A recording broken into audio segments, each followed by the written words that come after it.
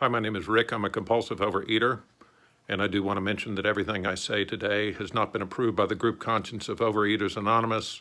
I'm speaking for myself, and I just want to say that I found Overeaters Anonymous about 4 years ago, and it's truly by the grace of God and the program that I found in Overeaters Anonymous, which is out the 12 steps that's outlined in the book Alcoholics Anonymous, that I haven't found it necessary to have an eating binge for 1,326 days, one day at a time. And for that, I'm very, very grateful. I came for about 6 months before I would admit that I was truly a compulsive overeater.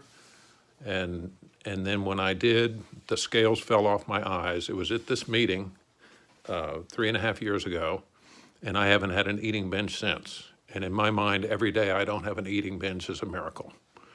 I got up to 310 pounds. You don't get there without doing huge amounts of eating, not nutritious food.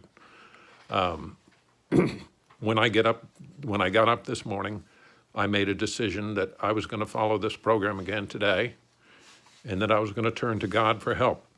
Had I not made that decision, I might as well have gotten my yoga mat out and put it down in front of the refrigerator and started worshiping the refrigerator, worshiping the food, because that's what I do. And I'm not in favor of all or nothing thinking, but with me, there's no half measures, there's no having just a little bit of food. There's certain foods that when I eat them, I absolutely cannot stop eating them. It talks about it in the doctor's opinion. We know about that. I have the obsession of the mind that tells me it's okay to eat those foods. And then I have the physical allergy, the abnormal physical reaction that when I eat those foods, I cannot stop eating. And I would say, I don't know how many thousands of times I've done that. I'm going to just show. I'll pass this around if anybody wants to see it. These are actual brain scans, and this is a normal eater and a person who's obese. You cannot fake a brain scan. When I eat my binge foods, I don't get the stimulation from those foods that a normal eater does, and so as a consequence, I continue to eat the foods to try to get the stimulation in my brain, and it doesn't matter how much I eat; it's not enough. Now, interestingly enough, in this article, it shows that the same thing happens to a cocaine addict. He doesn't get the stimulation in his brain. And the same thing happens to an alcoholic. Again, I'm just going to mention that you cannot fake a brain scan. This problem is real. It's real for me. But anyway, what I did do this morning was I decided I'm going to pray to God for help. So I got out my little coins, the 24-hour recovery coin, unity, service, recovery, to thine own self be true. I said the serenity prayer. I actually read these coins every morning, which sounds kind of funny. The elevator is broken, you'll have to use the steps. Don't work my program, don't work your program, work the program. Never alone again. This road is a long one, but together all of us as one will win back our self-respect and begin walking our new road to this beautiful thing called life. And then one of my favorites, you can pass those around if people want to see them. One day at a time. There's a little camel on there. It's actually an AA coin, but that's all right. The camel each day goes twice to his knees. He picks up his load with the greatest of ease. He walks through the day with his head held high and stays for that day completely dry. What we really have is a daily reprieve contingent on the maintenance of our spiritual condition. We are not cured of alcoholism. We don't get cured of, or at least I don't think we get cured of compulsive overeating. It hasn't happened to me yet. And then there's a couple more coins. Whoops. I put my hand in yours and we did what I couldn't do alone. Hand in hand together. And then the last coin, it's welcome, keep coming back. There's a little coffee pot on there. There are no strangers here, only friends we hadn't met. Now, I go on. I will mention one thing that I think convinces people that I'm a compulsive overeater. I used to have eating binges with 5 or 1 food bars, which sounds idiotic. Why would anyone eat 10 or 20 of those? You would have to live through what happens the next day. And this is not something I did once or twice. I don't remember the number of times I did it, but I'm a compulsive overeater. I'm a very sick individual. I would eat one, and then the physical allergy would kick in, and I just couldn't stop eating them. I could not stop eating them. And knowing what was going to happen, I didn't care. I could not stop eating. Many foods, I'm not going to go into all the foods. It suffices to say that I'm a sick person. I'm not like other people. So anyway, this morning when I got up, I wrote down my calorie target. I keep a food journal. I write down what I eat. I put my little calorie targets here, and then in this column I list when I actually eat the food. And then I recently have discovered that I'm a few pounds heavier than I would like to be. And I'm starting to write in my journal, you cannot eat as much food as you would like to eat. So for me, it's not only staying away from my alcoholic foods, I have to control my portions. I don't have an off switch. After I eat my breakfast this morning, honestly, I thought I would like to eat more. It was a huge breakfast, but it doesn't matter. I always want to eat more. And then I have my new goal weight, weighing 193 pounds. My calorie target today is 2,500, do 10,000 steps and pray. And then at the end of the day, I can check those things off.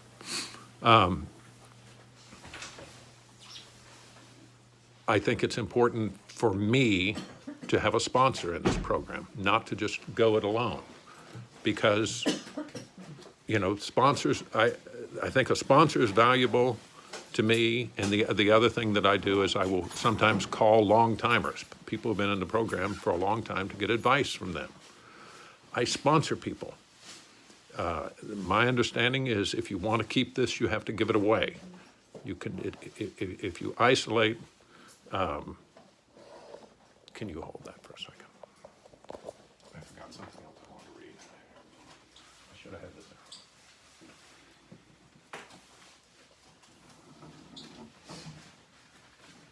out. Sorry I'm late, but We're there's a fine. bad accident on We're 640. Okay, the other thing I wanted to read, I just remember what it was. It's isolation is a dark room where I go to develop my negatives. I thought that was real cute. Now, and I will mention this is my thinking on. I enjoy all OA literature. I've never read any OA literature which I didn't enjoy and I didn't think was profitable. The book Alcoholics Anonymous is the book that people have used for 79 years or whatever it is, maybe 80 years. Hundreds of thousands of alcoholics. In fact, AA talks about it around 1980. They think they'd helped a million people to get sober. This program has worked for me to stay away from the food. I consider that I've had 3.5 years worth of miracles. And then I did my little coins. The other prayers that I do in the morning, these are from Friends of Bill W. First step prayer. Dear Lord, help me to see and admit that I am powerless over my compulsive overeating. Help me to understand how my compulsive overeating has led to unmanageability in my life. Help me this day to understand the true meaning of powerlessness. Remove from me all denial of my compulsive overeating. Dear God, my name is Rick, and I need your help today with my compulsive overeating. The second step prayer. Heavenly Father, I'm having trouble with my personal relationships. I can't control my emotional nature. I am prey to misery and depression. I can't make a living. I feel useless. I am full of fear. I am unhappy. I can't seem to be of real help to others. I know in my heart that only you can restore me to sanity if I am just willing to stop doubting your power. I humbly ask that you help me to believe that you will save me from my compulsive overeating. Lord, help my unbelief. I also do the third step prayer, the seventh step prayer, Just for today, I will try to live through this day only and not tackle all my problems at once. I can do something for 12 hours that would appall me if I felt I had to keep it up for a lifetime. Gratitude, the quality of being thankful, readiness to show appreciation for, and to return kindness. I am thankful for recovery in this new way of life. I show my gratitude by reaching out and sharing my experience, strength, and hope. And then there's a passage in the big book which I read every single morning. It's on 4:17. When I stopped living in the problem and began living in the answer, the problem went away. From that moment on, I have not had a single compulsion to drink. And acceptance is the answer to all my problems today. When I am disturbed, it is because I find some person, place, thing, or situation, some fact of my life unacceptable to me, and I can find no serenity until I accept that person, place, thing, or situation as being exactly the way it is supposed to be at this moment. Nothing, absolutely nothing happens in God's world by mistake. Until I could accept my alcoholism, I could not stay sober. Unless I accept life completely on life's terms, I cannot be happy. I need to concentrate not so much on what needs to be changed in the world as on what needs to be changed in me and in my attitudes. We have a pretty big group here. I'm going to cut it a little short. I want to stress to you all that in my opinion, it's very helpful that I have a food plan. I portioned out my food and I put it in my van to eat today. In other words, it's actions that I take, not just talking. And trust me, it is not the intellectual knowledge. I came to OA knowing what to do to control my weight, to be fit. The book Living Sober is good. It's an AA book. And what I learned there was that if you have a parent who's in their 90s and they die, you can either be glad they lived as long as they did, or you can just be all broken up about it. I chose to take the attitude of, I was glad my mom lived to be 99. That's a long life. I was grateful she was around. I'm sorry my mom's gone.